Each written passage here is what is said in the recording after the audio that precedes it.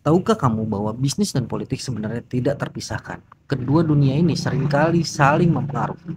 Bisnis membutuhkan stabilitas politik untuk berkembang. Kebijakan pemerintah seperti perpajakan, regulasi, dan perjanjian perdagangan sangat berdampak pada operasi bisnis.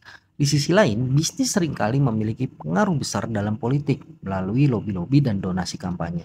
Contohnya, kebijakan perpajakan atau subsidi energi dapat membuat perusahaan tertentu lebih untung. Sementara itu, perusahaan-perusahaan besar seringkali mendanai kampanye politik demi mendapatkan dukungan atas kepentingan mereka.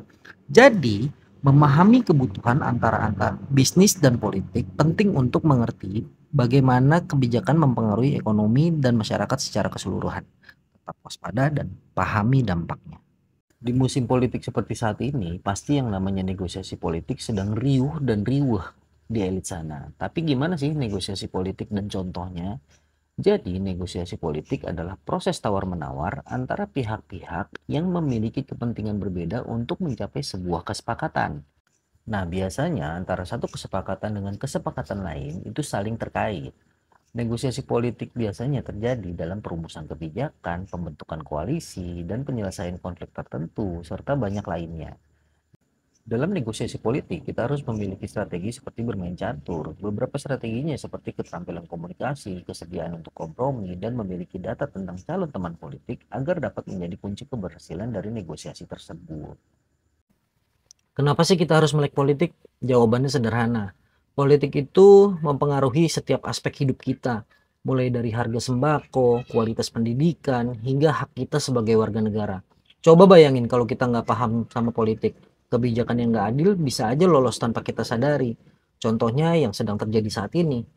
Dengan melek politik, kita bisa memastikan suara kita didengar dan berkontribusi untuk masa depan yang lebih baik. Jadi kita nggak boleh cuek, kita harus mulai peduli dan memahami tentang politik. Jadilah warga negara yang aktif, melek politik, melek masa depan. Ingat, tetap waspada, pahami dampaknya.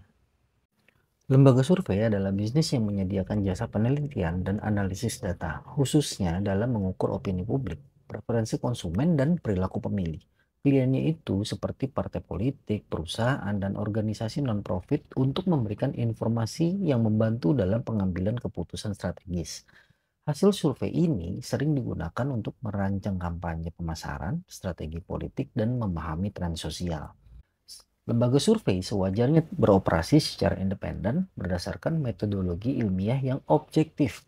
Namun, ada potensi bagi lembaga survei untuk diarahkan, terutama jika ada tekanan dari klien, pendanaan, atau kepentingan politik tertentu. Reputasi mereka sangat bergantung pada kepercayaan publik, sehingga manipulasi data dapat merusak kepercayaan tersebut dan merusak bisnis secara jangka panjang. Tetap kritis dan pahami dampaknya. Pernah nonton film ini? Namanya film Republik Twitter. Film layar lebar tahun 2012 yang menceritakan tentang bisnis pencitraan politik berbasis jejaring sosial. Ini salah satu film yang membongkar praktik buzzer yang sudah ada sejak zaman awal sosial media. Jadi buzzer adalah individu atau kelompok yang dibayar untuk menyebarkan pesan tertentu di media sosial. Biasanya seringkali untuk mempromosikan produk, kandidat politik, atau agenda tertentu. Mereka biasanya membuat konten yang terlihat organik seperti postingan atau komentar untuk mempengaruhi opini publik. Tujuan buzzer adalah menciptakan ilusi dukungan atau popularitas terhadap sesuatu, sehingga membuat orang lain ikut terpengaruh. Mereka dapat mengubah dunia lewat Twitter.